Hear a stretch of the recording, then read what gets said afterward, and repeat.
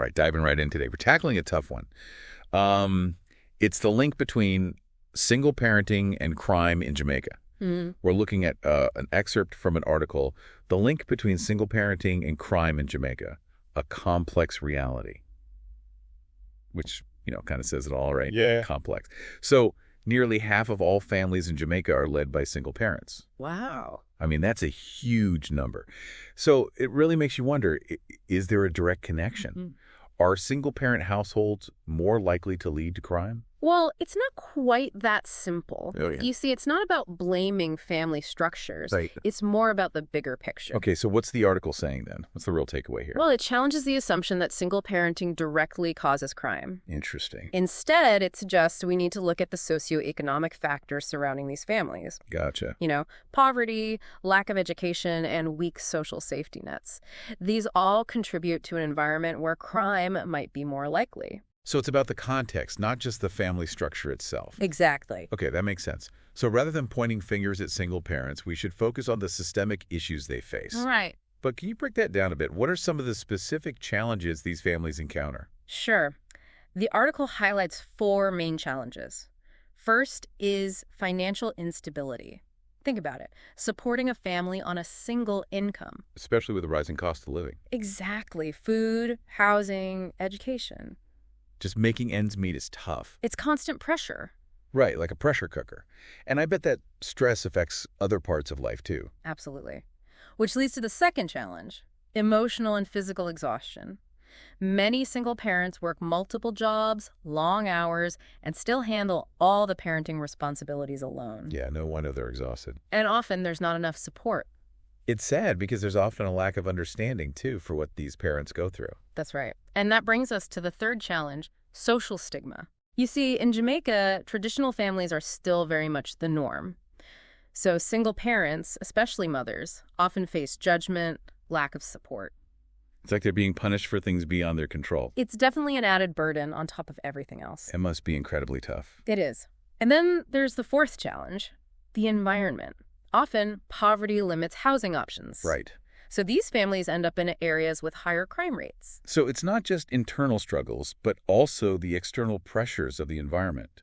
And that constant exposure to crime must affect the kids growing up there. You're absolutely right. And the article digs deeper into that. It explores how these challenges create vulnerabilities in children, which can sadly lead to their own involvement in crime. Yeah, that's the hard part, right? Kids growing up, seeing violence as normal, not having the support they need. So how do these vulnerabilities manifest? How does this connection to crime actually play out? Well, the article points to 4 main impacts. First, lack of supervision and guidance. When a parent is working multiple jobs to survive, kids might be left alone a lot. And without a steady adult presence, it leaves a gap, right? Exactly. A gap that can be filled by negative influences. And the article points out how prevalent gang culture is in some communities.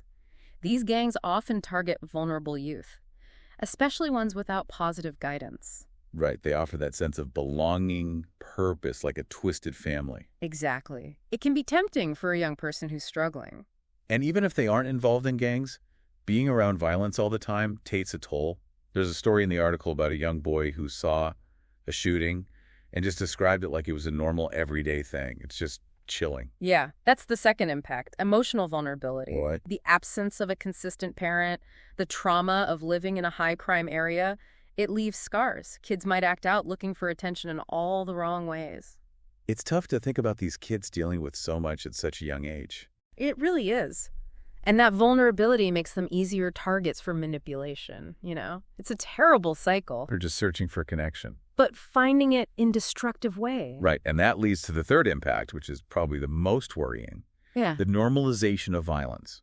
When crime is all around you, it changes how you see the world. It becomes your reality, the norm. And that's dangerous. It makes it easier to justify getting involved in crime yourself later on. Like they're becoming desensitized. Exactly. That's hard to unlearn. Like they're losing their sense of right and wrong. And then there's the fourth impact, lack of positive role models. Yeah. Especially in homes without a father figure, there might not be someone to look up to, someone who can guide them toward a better future. So all these factors, emotional vulnerability, violence being normal, no positive role models, plus gangs always lurking. It creates a situation where crime becomes very real for these kids. It's the sad truth. And that's why understanding how these challenges connect is so important. We can't address just one thing. We need a bigger approach, one that tackles the root causes. Which is what we'll get into next. Yes. We've laid out the tough situation, but the article doesn't just stop there, does it? Not at all. It offers some solutions, some hope. Exactly. It explores ways to break this cycle of poverty, violence, and crime. Good. And what's really encouraging is it emphasizes a holistic approach. It recognizes this is complex and needs a multifaceted response. Yeah. Yeah, it's not about just throwing money at the issue or finding a quick fix. Yeah. It's about really understanding the specifics Right. and finding solutions that fit these communities. So what are some of those solutions? Like, how do we actually break this cycle? Well, first, we got to address that financial pressure cooker. Yeah. The article really pushes for stronger family support programs. Okay. Imagine like accessible childcare, counseling that's readily available, Yeah. financial assistance that's, actually helpful. Yeah. It's about creating a safety net for families who are struggling. Exactly. And when you think about it, investing in these programs, it's not just charity. Right. It's an investment in a more stable society. It's about lifting people up, not holding them down. Exactly. Breaking those barriers that keep people trapped in poverty and crime. Yes. And it's not just about the parents. Yeah. Right? We have to empower the kids, too. Oh, absolutely.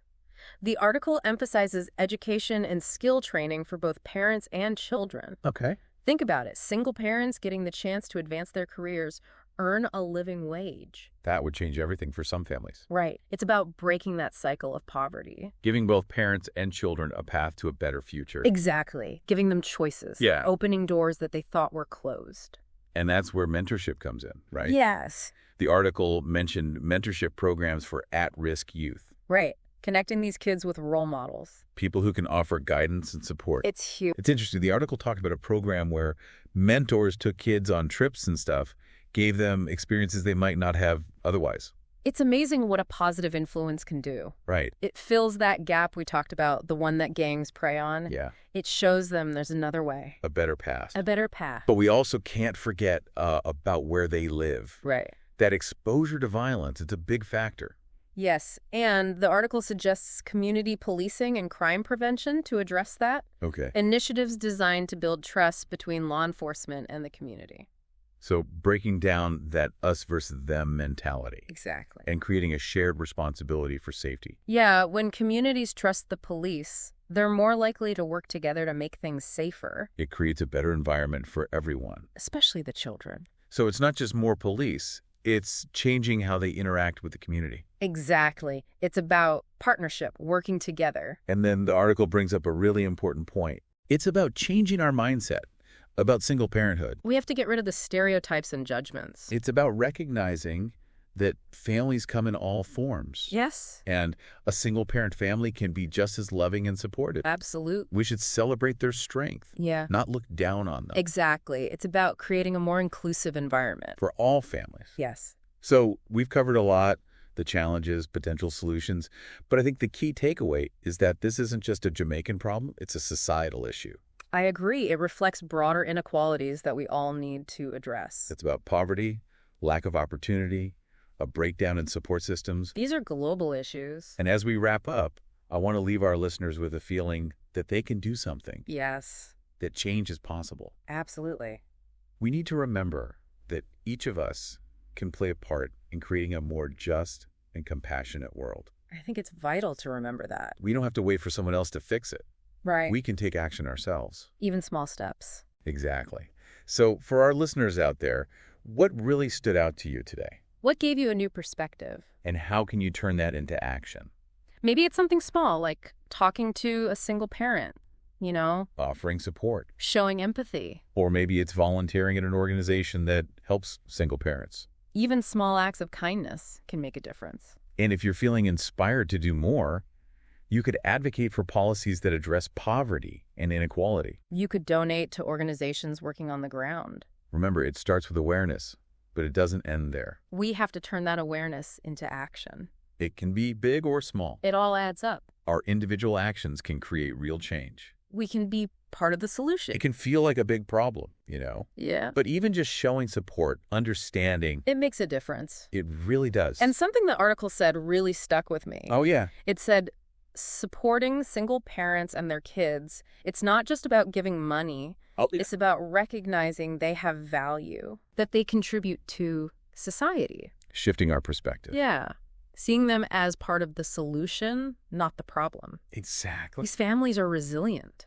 They are. They're strong. They love their kids. Absolutely. They deserve support, not judgment. We need a society that helps them succeed. Not one that holds them back. That brings up an interesting thought, and maybe something for our listeners to consider. Okay. What if we saw these families as an opportunity? Not a problem to fix, but a chance to learn and grow as a society. That's a great question. Like, imagine if we could use their experiences, their strengths, create a space where they're heard. Where their contributions matter. It's about recognizing that diversity in families makes us stronger. It does. Breaking free from the idea of what a normal family is. Right, embracing those differences. Because a child raised by a single parent can be just as successful, happy, and well-adjusted. Of course. It's about belonging, being inclusive. So, as we wrap up this deep dive into single parenting and crime in Jamaica, I want to challenge everyone listening. Yeah. Let's ditch the stereotypes and assumptions. Forget those. Let's be open-minded. Yes. Talk to single parents in your communities. Hear their stories. Listen to their experiences. And remember, even small actions matter. They do. A kind word, a helping hand, just listening. Those are the building blocks. For a better society. A more compassionate one. Because it's not about blaming anyone. It's about understanding. Recognizing we're all human. Goyar. And working together to create a world where every child has the chance to thrive. No matter their background. That's what we should all be aiming for. I think we can get there.